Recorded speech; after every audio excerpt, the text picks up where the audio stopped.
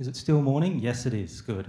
So if you are hoping to see someone different because you have really been listening to me a lot in the last hour and a half, I'm sorry. It's me again just for the moment, but I will be handing you over to some non-me people. I'd actually like to extend a thank you to my colleague, Sam Contra. Many of you will meet her in your first semester, and unfortunately she wasn't able to be here today, but she's done a lot of planning behind the scenes, and she's a very experienced first-year teacher, so you'll all get to meet Sam during the course of your semester. So just to refresh your memories, my name's Michael McNamara. I'm actually a teacher in the law teaching program. So in addition to belonging to the college, you belong to the law teaching program as well.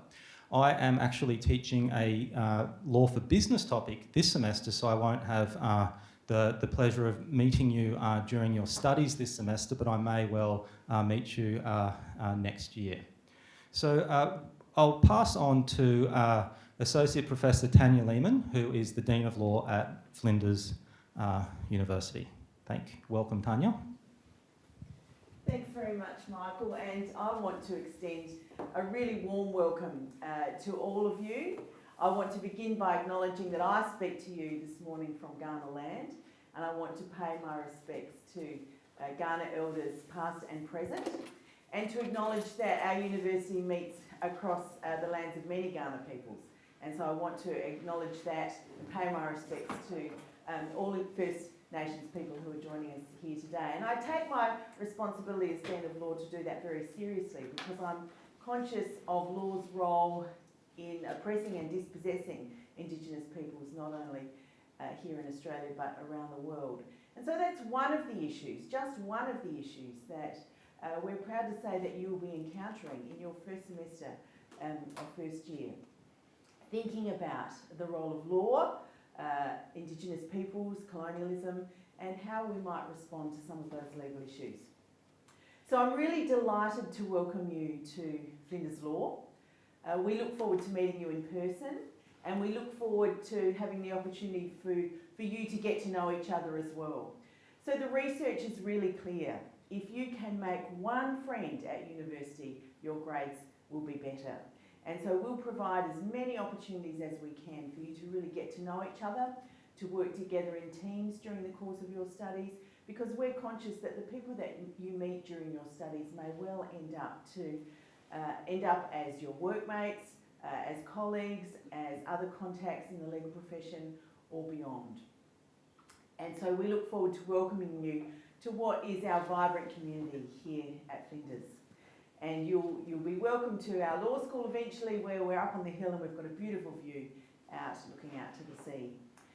So my role as Dean of Law is leading a wonderful group of really committed legal academics who are really concerned about the law, passionate about the law, and passionate about making a real difference, using their legal knowledge to support others, to advocate, to make submissions around law reform, but most of all to invest in you as emerging legal professionals. So your first day as a law student, and that's really what today is, your first day as a law student is your first day as an emerging legal professional. So think of this as the first step in what can be an emerging career. And what we know is that what a legal professional does, what a lawyer does, is no longer just that image that you might have from watching shows about lawyers on TV. It's no longer just a person appearing in a courtroom, but instead it's an enormously wide set of opportunities. Opportunities to do those traditional roles where you might appear in a courtroom. But more often, most lawyers don't appear in court. They advise people. They provide information and advice about the law, about people's rights. They advocate for people who need to explore their legal opportunities and enforce their legal rights. But also, we can see that increasingly people with law degrees are moving into business, working as in-house counsel, working in government roles, working in not-for-profit agencies, working in the creative space, working in business, and increasingly working in the legal innovation and law tech space. And we're very proud here at Flinders of our curriculum, which is one of the most innovative law curriculums in the country, where you'll undertake 3 topics where you'll be explicitly trained in legal innovation. Our INO topics, legal innovation and creative thinking, from innovation to impact and innovation for social justice, are about thinking about new ways that we can engage with the law, thinking about new ways that legal services can be provided to our community. We're also really proud of our core topics for all students, Law in a Digital Age and Law in Action, which enables students to get hands-on experience in working with real clients.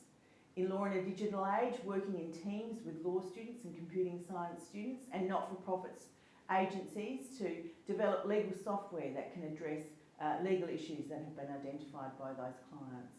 And in Law in Action, our students can undertake placement at the Flinders Legal Centre or with external collaborative agencies where they can really get experience of what it's like to provide real advice for real clients in the real world and start to get an insight into the range of legal opportunities.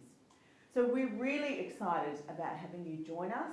We look forward to meeting you in person, and we're glad that despite everything, despite the uncertainty of COVID, we can meet with you today. And it's now my pleasure to introduce to you my colleague, Professor Judith Bannister, who's the Teaching Program Director for Law, and she will just talk to you about her role and some of the other important roles in our team, and then a little bit later we'll share it with you about some of our introductory topics. Over to you, Judith. Hello and welcome. So I am a Teaching Program Director, and so this is the first, you've heard that Tanya is a Dean, I'm a Teaching Program Director. What we're talking about here is a whole range of administrative roles that lead the teaching team. So in your early days at law school, you will have most contact with your teachers, but behind the scenes there are people with administrative roles such as Tanya and myself and Michael, who you've also seen, who do the behind the scenes work out what topics we're running, who's teaching it, how we're complying with university policy and so forth. And it's useful to know what those people are, what these administrative roles are, because there will be times when you will need assistance. You will need help from the college, from the professional staff who are the administrative staff to help you with your enrolments and so forth. And so it's important that you understand the structure behind the teaching that we provide. So that's half my role, Teaching Program Director. There are other administrative roles. Mark Rankin is the course coordinator. He wasn't able to be here today, but he also has a role to play in the administration of the law degree. So that's half my role, and it's useful to understand that your teachers do other things in that sense. So we research and we're administrators and so forth. The other half is my teaching. Now, Tanya didn't actually talk much about the topics that she teaches, but she teaches a number, and I teach administrative law, which is actually quite useful as an administrator. I also teach the law of administration, so when you get to administrative law, you'll discover that administrative law is all about the legal underpinning of government decision making. If there's one thing that I would recommend that you do in your law degree right from the very beginning is to start thinking about the world around you and your lives and how law impacts on your lives. And in my field, in administrative law, it impacts in all sorts of ways. Our lives are regulated by government, and sometimes it feels like government is making arbitrary decisions and decisions which are inexplicable and you can't work out why these things have been done. But once you've spent some time at law school, you'll discover that there is a regulatory basis behind it.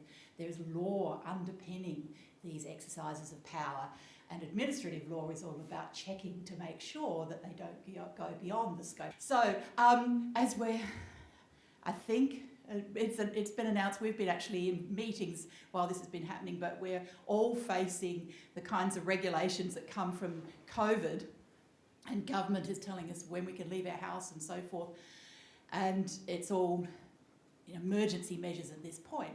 But there is law and regulation underpinning all of these things. And so as soon as you come to law school, you'll start to learn about how law impacts on your lives. And you'll start to understand in a whole range of fields. You'll do contract law, constitutional law, and my field, administrative law. So I spend half my time teaching, half my time being an administrator.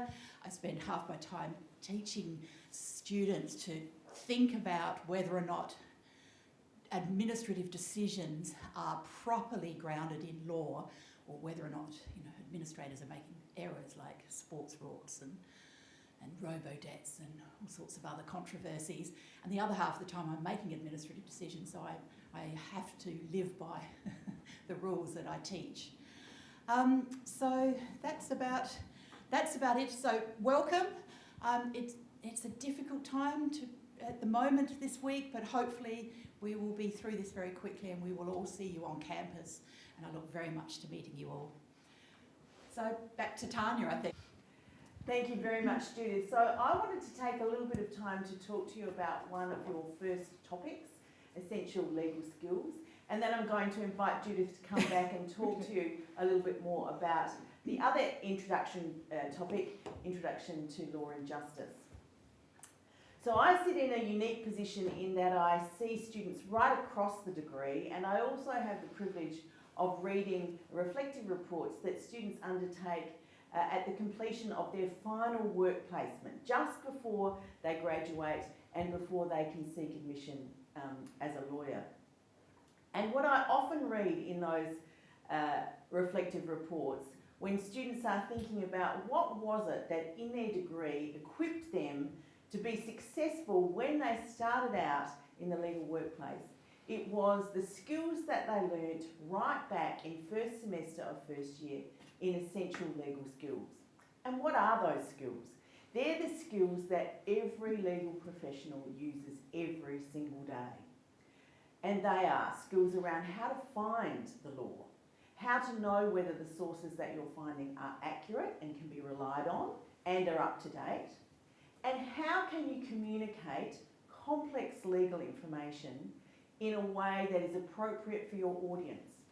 And your audience might range from the legal academic who's marking your paper, to an appeal court, to a government agency, to a client who's very sophisticated, or to a client who didn't finish high school. And so one of the tasks of someone with legal knowledge is to be able to know what the law is, find out that, interpret that law, and then communicate information and advice about that law to the people that need to know about it. And those are the skills that you're going to be learning in Essential Legal Skills. Now, when you arrive, you might think, oh, I know how to write. I know how to write in English. I know how to read things. And what you'll soon find is that the skills that you need when you're engaging with law are different. And so I encourage you to really take every opportunity to build a really solid foundation for the rest of your legal studies as you are going through that topic, Essential Legal Skills. My colleague Samantha Contra will be teaching you in that topic, and she has won teaching awards for the work that she's done in developing the curriculum of that topic, and also has presented on that nationally and internationally. So I know that you're going to be in extremely good hands. And I do encourage you to think about what you're going to be learning around how it is that we can be sure in this age of all sorts of information sources, social media, the internet, etc., how we can be sure that we are locating the correct information about the law that we can rely on and that we can communicate that effectively to those people that need to hear it. So that's the first of your core introductory topics. And I'll ask Judith to come back and explain to you the second one, Introduction to Law and Justice. Introduction to Law and Justice will be taken by Christy Malloy, is one of our colleagues here for this coming semester, but it's also a topic that I have taught in the past. It is an introduction to the legal system, to the court structure, to the three areas of law: the executive government, so government, the decision makers, it's Parliament, the legislators, the people who make the laws, and it's the courts who oversee the legal process. So you will learn about those three areas: the executive, the legislature, the courts. You will learn about an introduction to what's referred to as public law. So public law is the law of government. It's constitutional law, it's the administrative law that I was talking about a moment ago. Introduction to Law and Justice will be an introduction to that, and it also requires you to begin to apply the skills that you're learning in Essential Legal Skills. So as you've just heard, in Essential Legal Skills you'll be learning some key skills including reading cases, interpreting legislation. Those skills will be applied in Introduction to Law and Justice, particularly in relation to statutory interpretation, because a lot of public law is statutory based. So as Tanya said, you think, I know how to read, I know how to write. It's a very different skill involved in reading legislation and interpreting legislation and understanding the rules that come from courts and case law. So that's the fundamentals of those two introductory topics. They are the basis or the foundational topics that will then take you through to other later year topics. So what you learn in Essential Legal Skills and Introduction to Law and Justice will become very useful when I come to see you later on in the degree and teach administrative law. You will have already learned statutory interpretation, but you will then go on and apply those skills and continue to learn in more and more depth through all of the other topics that you take through the remainder of your degree. So I think that's the end of my presentations for my double act. So I will hand you over to. There we go. Thank you. Thanks, Judith. Hey everyone, just myself again, Trevor, one of the VPs at Falsa. Just to say that we are one of the Flinders Law Student Associations here on campus, and essentially we are here made up of all students to essentially cater to students to bring about things like events, competitions, merchandise, etc. But our main goal is really just to help students as well. So if you feel that you can't approach a lecturer, or you need to know something that your peers don't know, our office is usually always open, except for now since COVID, obviously. But when our office is open, you are all welcome to come in, have a chat, do what you need to do, and we'll always be there to give you a lending hand. And if we can't, that's when we will provide you with the information or the guidance who to talk to or who to speak to. Might be Sam Contra, might be Tanya, might be anyone. I've been asked to give you a couple tips as well, and so I've got two big ones. I think the first one for myself personally was that don't overload and know your limit, because you'll try to take on board so much at a time that it'll feel like it's suffocating, because law, it can be difficult. Know your limit, know how much work to take on, and don't try and drown yourself in so much work, because there is a lot of content and it's very, very interesting, and it's very easy to lose yourself in it. So that's where you need to gauge your limit, what works for you and what doesn't work for you, and then go on from there. The second would be, for myself personally, was competitions. Falsa, we bring competitions to everyone, being first year moot, client interview, negotiations, witness examination. These are all professional sort of competitions tailored specifically for students, so that way you can apply legal skills in an environment where you're not really going to lose anything. Because the thing that I would hate to do is I would hate to sit on a client interview in an actual practice, and that'd be the first time I ever conducted one. And so we give you that sort of capability, and that you can attend any of these competitions. Whether you win, you get to the grand final, whether you don't make it as far as you'd like, but you still learn a lot. For myself, when I did moot, for instance, that it really accelerated my ability to learn, understand case law, even to understand a head note. It might take you ages to learn, everyone's different. But for myself, it was the moot that really generated my sophisticated learning of the law. And that is all I have so far. And I'll pass you on to Michael, we'll take you from there. Thanks, Trevor. Me again. Hi, everyone. So thanks for attending this session. And had you been here, we would have obviously taken a little bit more time to actually talk to you and get to know you a bit, but the circumstances just don't allow that. One thing I'll say too to add to the tips when studying is sometimes it's best just to do things and have a go, knowing that sometimes things don't work out how you planned and they're not perfect. A good example is what happened to me this morning. I had to prepare a college-wide and a discipline-specific orientation session, and halfway through a lockdown was announced and half the people didn't turn up. Life goes on though, it's okay. I'm still okay. It felt a little bit uncomfortable, but I'm still breathing, I'm still fine, nothing bad happened. And that's probably the best example I can give right now. The final thing I'd like to say is that there was a question on Slido about do we come to class next week now that there's a lockdown. And I'll just reiterate what I mentioned in the college session is we will give you very clear communication about that, and that will probably, you'll get communication on a topic by topic basis. The news has just been announced, it takes time for the university to process it, but there will be communications, and that just reiterates why it's so critical to make sure you're reading emails from the university and in particular your topic coordinators, because it might be slightly different in each topic. I just can't give you an answer about that right now. Absolute final point, and that's it. We don't have time for our get to know you introduction.